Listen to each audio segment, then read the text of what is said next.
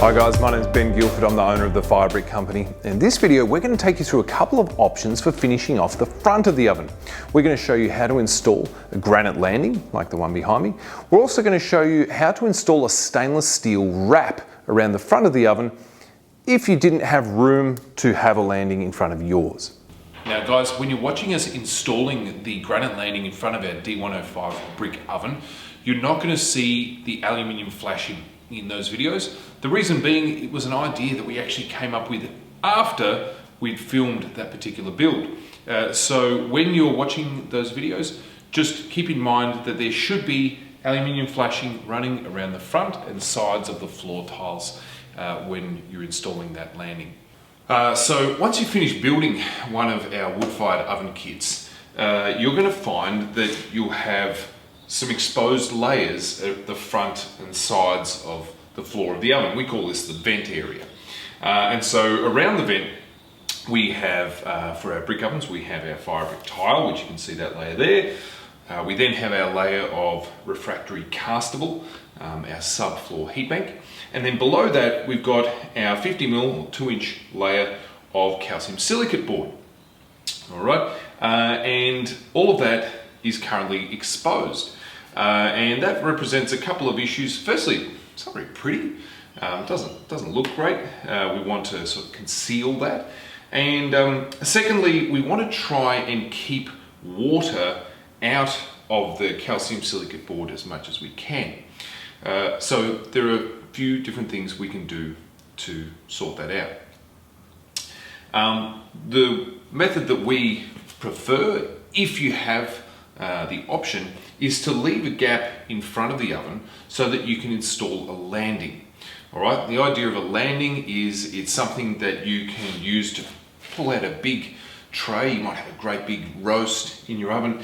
You can pull that out and rest it on your landing to check it, maybe to turn it over, and, you know, maybe it's a tray of chicken wings, you know, and you need to turn them before you put them back in. If you have a landing, you've got a very convenient area to do that in.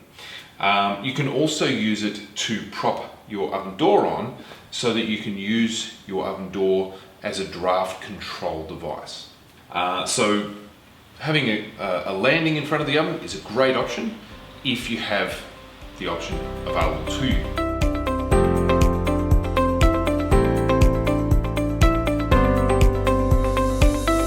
If you're planning on fitting a landing to the front of the oven, we recommend using polished granite. The reason for that is, well, we have a few reasons. Firstly, granite has some of the highest heat handling characteristics of any natural stone. So it's going to handle the temperature that it can get to in front of the oven. It can get to a couple of 100 degrees Celsius at the front here, which is pretty warm. And that's why you find granite's used quite a lot on bench tops, because it does have that high heat handling characteristic. The other thing that I really like about it is polished granite can be wiped. Okay, you can just wipe it down. You've got to remember, when you're cooking in this thing, you're going to be cooking meat and all this delicious food, but some of those things are going to be oily. Even pizza. Pizza's got cheese on it. Cheese is oily. And so if you use a porous material for your landing, it's going to get an awful lot of stains on it very quickly. Now, look, that's not the end of the world, and for some people it's just part of the rustic look of their oven. But for me personally, I like polished granite, so that's what I'm going to recommend. But don't feel like you can't use anything else. You can. Just think it has to be something that's going to handle up to a couple of 100 degrees Celsius temperatures, and it is going to get oil on it. And so ideally to be something that you can clean later on.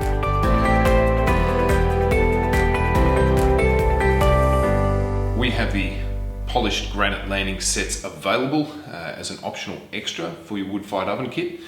So if you're interested in one of those, hey, let us know when you're placing your order and we can sort you out with one. The other option you have, if you don't have room for a landing, which happens, these ovens are quite big, and so it's not actually very uncommon for people to sort of run out of room at the front of the oven and they just physically can't have a landing. The other option is then to just create a trim around the front edge to hide those layers so that you can't see them and so that we're keeping as much water out of them as possible. There's a few ways you could do that. So you could tile around the front edge and basically use tile adhesive to glue brick or stone or tile along this front edge, gluing it to the fire brick. Or you could use something like this. This is a stainless steel wrap that we've had custom made to go around the front of the ovens. So this actually fits around and pushes in, it locks around the front of these bricks here and gives you a nice neat stainless steel finish to the front edge.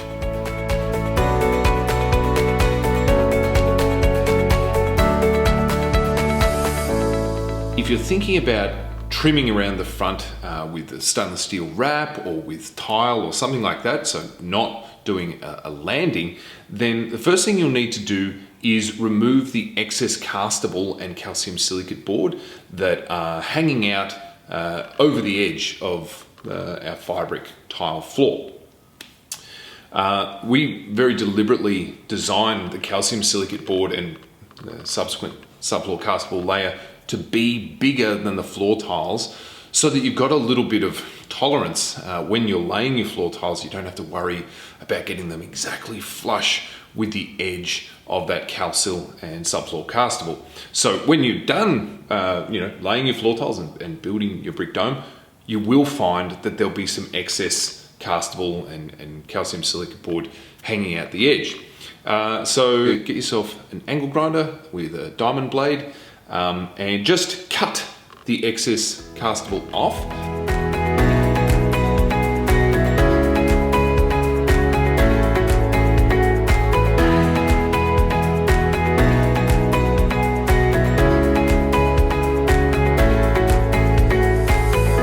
So now what we need to do is cut the excess calcium silicate board off. So there's a few different ways of cutting the calcium silicate board. At this point, I wouldn't really recommend using power tools. It's just not necessary. You could use an ordinary wood saw. You could use a Stanley knife.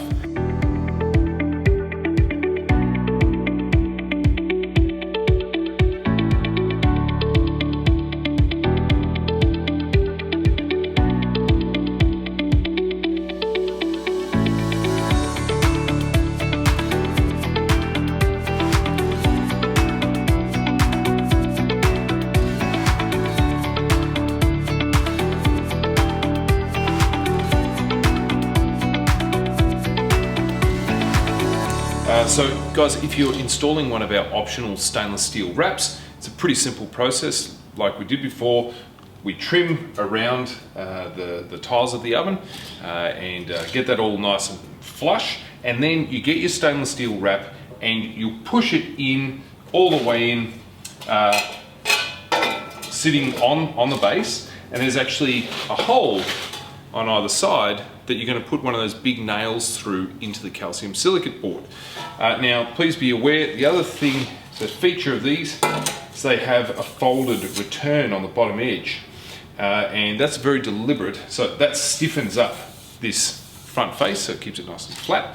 But it also tucks in underneath the calcium silicate board. So you actually have to tap it in with a mallet and it will bite in underneath the calcium silicate board. And that'll give you a really nice finish. If you don't have room for a landing, this will give you a really lovely finish, brushed stainless steel.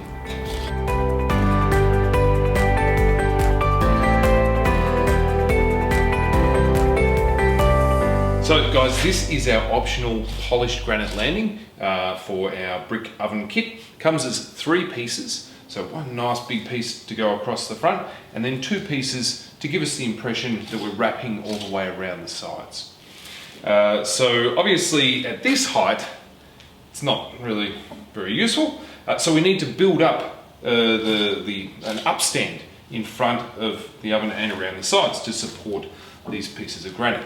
Now I really recommend you do this before you do your perlite render, because when you do your perlite render, you'll then be able to merge it in around the landing rather than trying to cut the granite to sort of fit around the render. It's so much easier to do it the former way.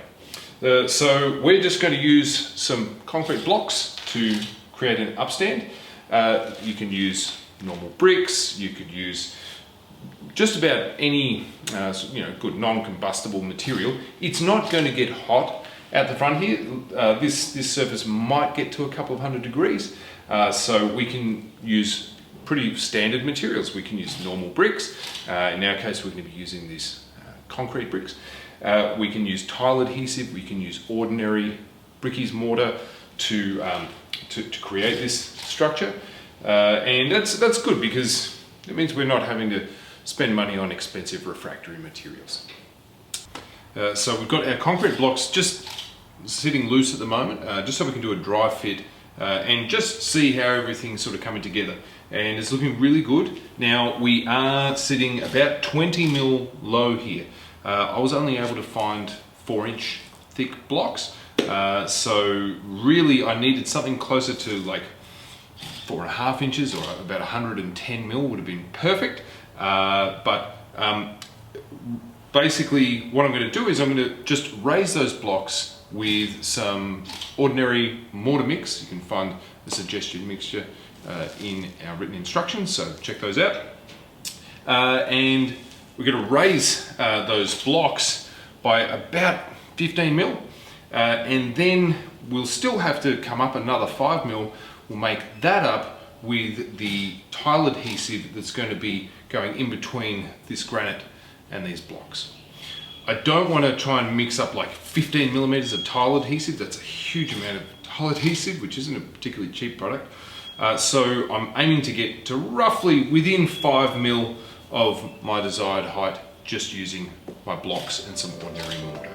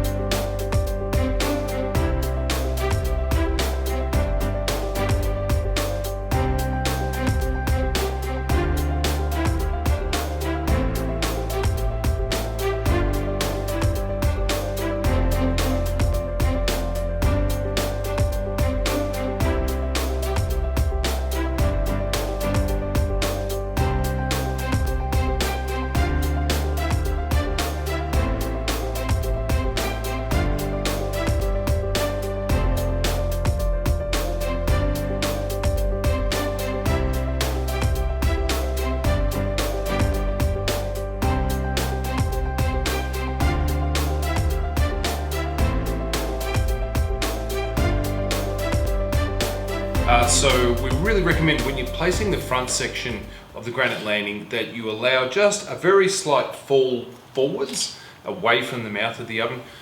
If it is out in the rain and water's landing on this, we rather it didn't run back into the oven. We want it to run off the front. We're indoors here, so it's kind of a moot point. You may also notice we've just used part of the number 2 formwork. We disassembled the formwork and grabbed the strips from the edges because they're cut very straight, and we've just used those to help line these pieces up so they end up flush on the top surface. It's not the only way of doing it, but it is one way. So yeah, we're going to let this sit for a couple of days, then we'll come back and we'll just grout in around it. So I'll put a little bit of black grout in between the joints just to make those disappear, and in between the brick and the granite I'm not going to do anything. I'm just going to leave that as it is. A lot of people think, oh wait, shouldn't you waterproof it? Shouldn't you put some kind of sealant in between there? But what you have to know is these fire bricks are porous, so if rain lands on these bricks it will absorb into the brick and then it'll transfer down into the subfloor layer and into the insulation anyway. So putting sealant around here is not really that critical. So I'll just be grouting, but I won't this joint's so tight that I won't even bother doing that. Back on the water issue, we want to try and keep water out of this as much as we can. So if you can build your oven such that the mouth of the oven is under cover, that's a great thing. It's not to say you have to do that, but it's a really nice thing because it also means that you're under cover when you're using the oven, which is great. You can use it rain, hail or shine.